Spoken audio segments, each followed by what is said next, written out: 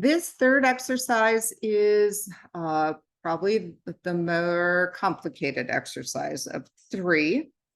But now you've used the math methods and you've already done some input validation. So I think you're ready for this. So you're going to do a little password validation program.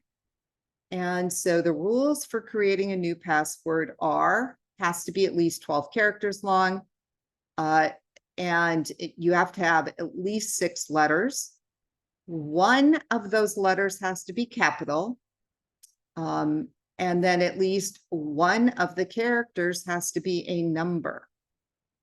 One of those characters also needs to be a symbol. And I have listed valid symbols here. Also, you cannot include any spaces.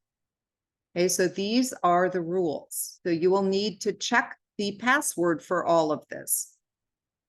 So you're going to create a new project and you're going to name it Chapter 7 Password Validation.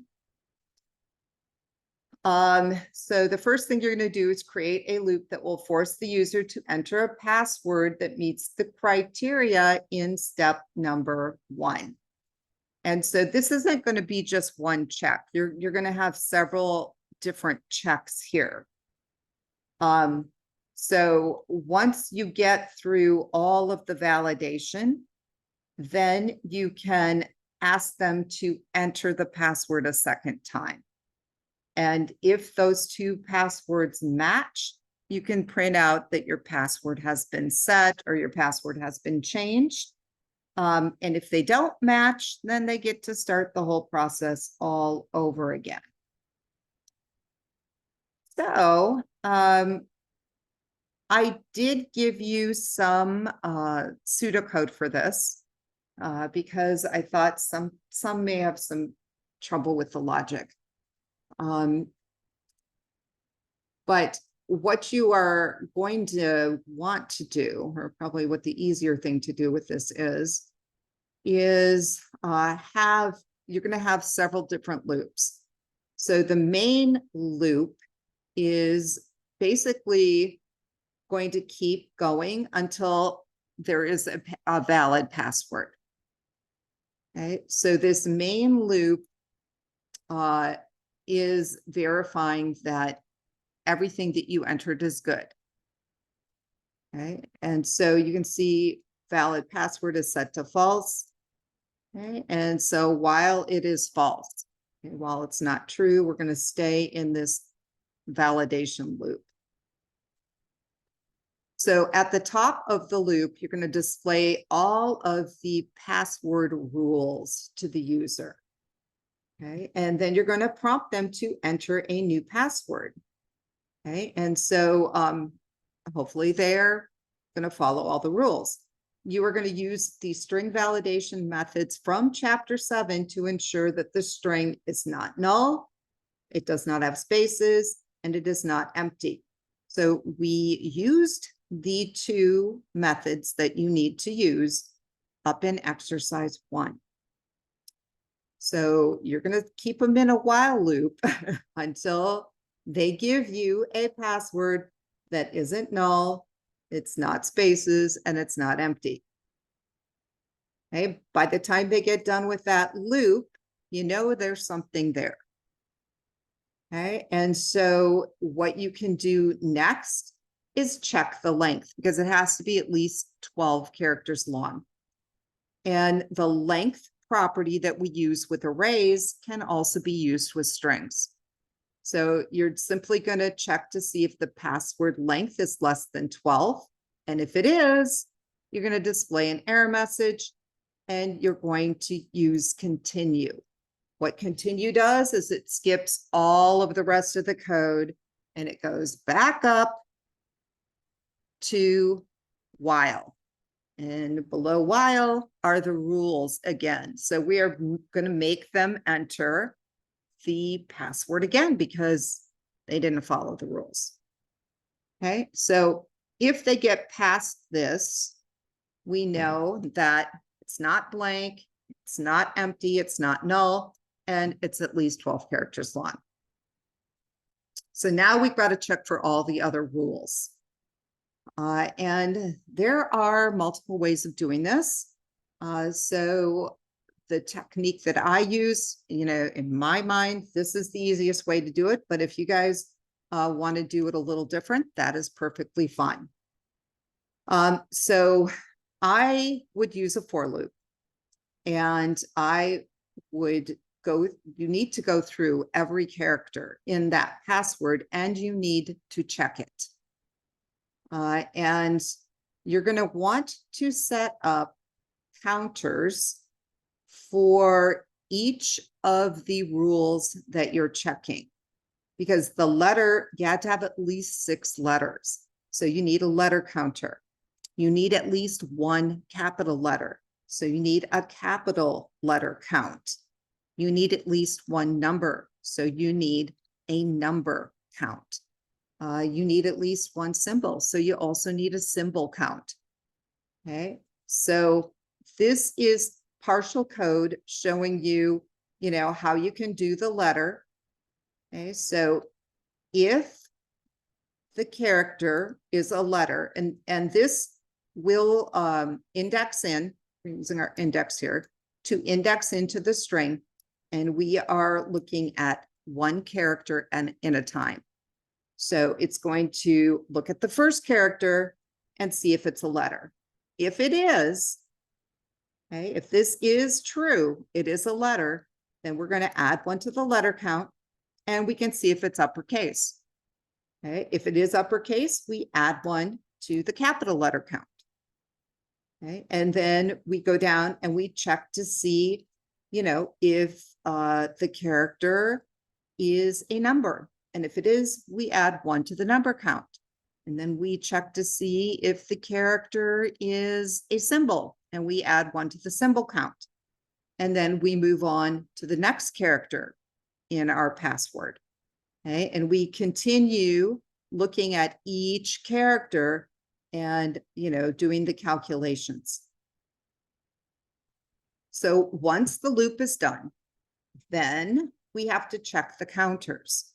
Because when we create the counters, we will create them above this loop, and we will set each one of them to 0.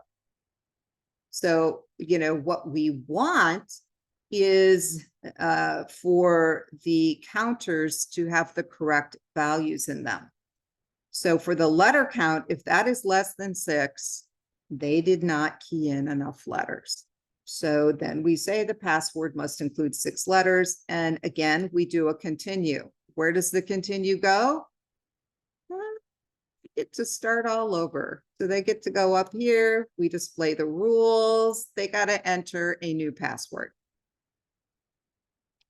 Okay. After the letter count, you may want to check, like assuming they get through this and they have the right number of letters, then you might want to make sure the capital letter count is greater than or equal to 1. Okay. So that's what it needs to be. But the error condition would be if capital count is less than 1. Okay. Or if capital count still equals 0, then you display a message like you need to include at least 1 capital letter, and then continue. Okay. And it'll be similar for numbers. If the number count is equal to 0, error message, you needed to include 1 number and then continue. Okay. So this little section, you're just going to be checking the counters and then displaying the error message if they did not enter the correct number of, numbers and symbols and all of that. So assuming you get through the checking the counters and assuming everything looks good, that is when you ask them to verify the password. And so what you should do once you get through all these counters is display a little message that says your password is good. It is valid. Please enter it again. So then they have to type that password in again. And then you're going to use a string validation method. And there are actually 2 different ones that you could use to see if the original password they typed matches the validation password that you just asked them to type. They should match. Okay. And if they match, awesome, display a message, the password has been changed. Set this Boolean up here to true, okay, because now the password is valid. We set it to true. They've verified it, okay, and basically the program is done. If the passwords do not match, unfortunately, you need to display a message that they don't match and tell them to try again. This is going to be at the very bottom of the while loop. Okay, so it is going to go back up to the top of the loop. Okay, if those passwords did not match, this is still going to be not valid. So it's going to go through the whole process again. Now, to make this fun, and you guys might think this is already loads of fun, but to make this a little more fun, you guys can play with color if you want. So console.foreground color lets you change the color of the text. Okay, and so console color.red or green or yellow or cyan, those are all valid colors that you can change it to. And Visual Studio, actually, when you start keying in console color, it does display valid colors to you in a dropdown. But I also gave you a link here so you can kind of look through it, the article, and see what the different valid colors are.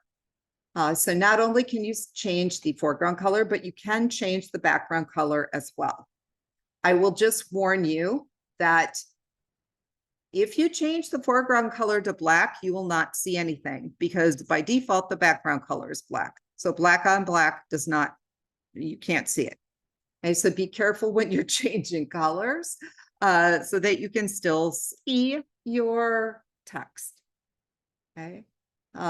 So that's just a little something extra that you can add. Where would you add these things? So I would put this right before my write lines. If I was writing out an error, I would change the color to red. And then if I was maybe doing information, like the password information, you might change the color to green. Otherwise, you can change the color back to white, but it's totally up to you if you want to do that, just a little extra. And then here is the pseudocode that walks you through exactly what you need to do. And it's basically what I just told you.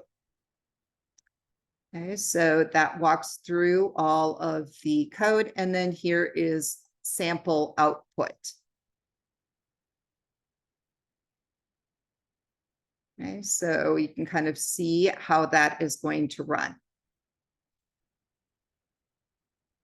If you have problems or questions, just let me know. And I hope you guys have fun with this.